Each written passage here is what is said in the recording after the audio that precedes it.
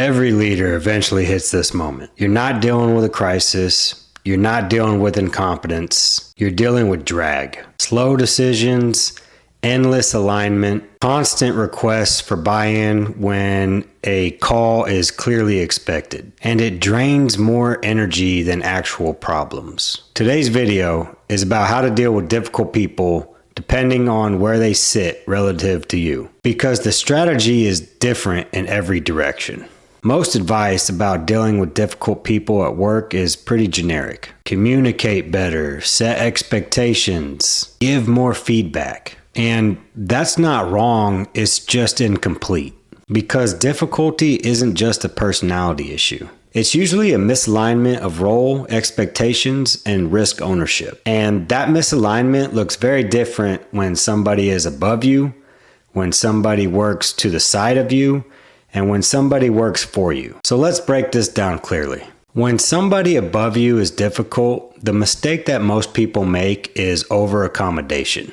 They wait too long, ask too many questions, and keep everything open-ended. And that might feel respectful, but it actually creates friction. Upward difficulty usually comes from uncertainty, not control. The move here is structured clarity. Instead of asking, "What do you want me to do?" you say, "Here's what I'm recommending. Here are the trade-offs. Once we're aligned, I'll execute." This does three things. It reduces their cognitive load, it shows judgment, and it speeds resolution. Upward difficulty is managed by framing decisions, not avoiding them. That works upward, but sideways difficulty is a completely different game. Sideways difficulty is probably the most politically sensitive because you're dealing with peers that don't report to you or that you report to, but they can still stall you. This usually shows up as endless coordination, passive resistance, or let's circle back type behavior. The mistake here is escalation too early. The correct move is boundary clarity. You say, "This is what I'm moving forward with. You're welcome to add input by X amount of time. After that, we'll proceed." You're not asking for permission, you're setting a window. Strong peers respect motion with transparency. Weak systems reward paralysis. Sideways difficulty is handled with momentum, not debate.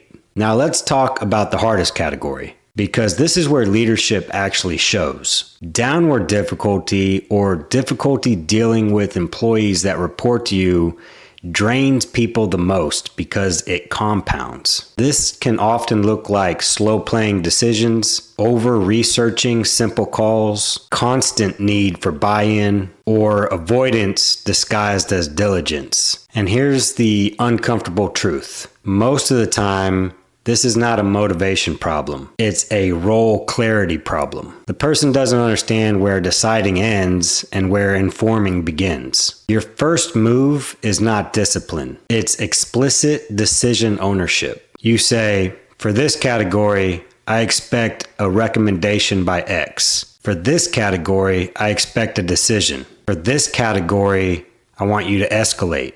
If that clarity doesn't change the behavior, then you're no longer dealing with confusion. You're dealing with capacity. And capacity mismatches don't fix themselves. Quick pause. If this breakdown feels accurate, especially if you're carrying more than you should, hit subscribe on Power Moves at Work and join the Power Moves family. This channel is about leadership mechanics, not slogans. Now let's talk about the line leaders hesitate to cross. Here's the line that most leaders wait too long to acknowledge. If someone is consistently avoiding making calls, requires constant reassurance, or slows momentum instead of increasing it, even after expectations are clear, you're not managing difficulty anymore, you're absorbing it. And at that point, replacing that role with somebody else isn't harsh, it's responsible.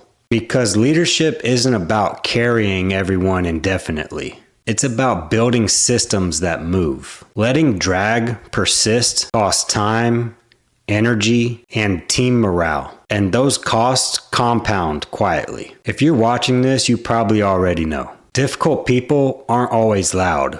In fact, they're often subtle. They slow things down, they dilute decisions, and they drain leaders without any obvious failures. Strong leaders don't tolerate drag, upwards, sideways, or downward. They diagnose it, they address it, and when needed, they replace it. That's not impatience, that's stewardship. If this helped you think more clearly about a situation you're in, share it with somebody who's navigating leadership pressure right now. I've also built a full set of resources. Links are in the description below, available on Gumroad. Check those out. And hit subscribe on Power Moves at Work, because authority isn't about control, it's about momentum.